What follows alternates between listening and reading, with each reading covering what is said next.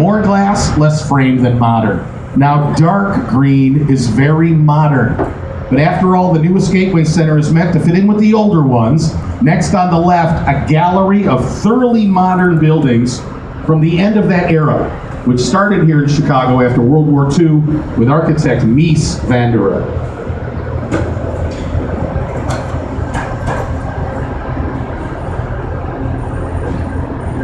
On the left, late 60s, early 70s, thoroughly modern. Boxes, rectangles, lots of black, lots of white. Again, those are hues, not colors. For modernists, color is going to be dark. Most importantly, no ornamentation. No domes, columns, turrets, gargoyles, not so much as a spire. Again, the modernists thought ornament was indulgent, and it is costly. But also, modern means make it new. Make no reference to older forms. And the modern style starts here in America, in the US, in Chicago. Mies van der Rohe studied at the Bauhaus in Germany, moved here during the Great Depression to head the Illinois Institute of Technology. His motto's less is more. That explains a lot, and God is in the details. And Mies was the first in this country to make buildings of just glass and steel alone.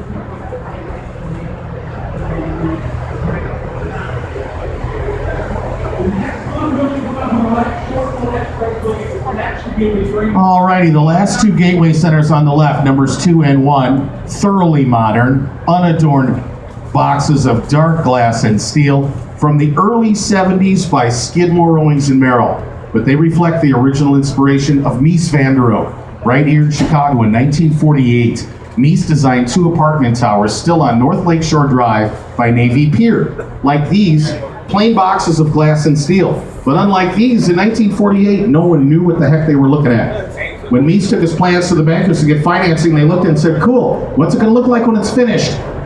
When you put the terracotta or the marble or the granite around the frame. We take it for granted, it's no big whoop to us, but it was a radical change when it first emerged here after World War II.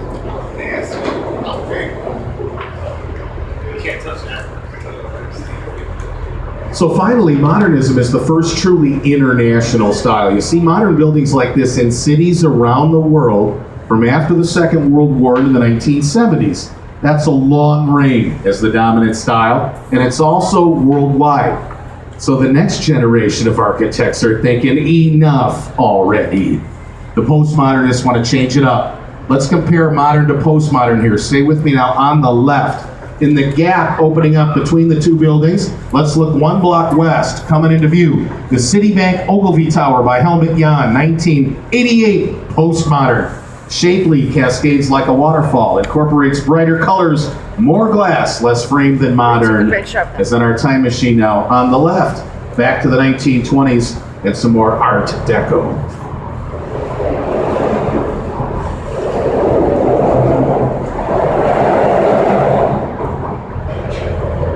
Now on the left, Riverside Plaza, like the Opera Building, 1929, like the Opera Building, Art Deco style. A central tower of stone around steel tapering in at the top, over 2 smaller structures on either side of the base, and the recess inward, here literally providing a Riverside Plaza. So on either side, classic Art Deco hitting all the visual marks for Art Deco, like the recess, because there were laws at the time requiring buildings with recesses inward to maximize light and air down to street level. Now, unlike Art Deco, unlike modern, Art Deco had a short life. It emerges in the 1920s, and then is stopped dead by the Great Depression.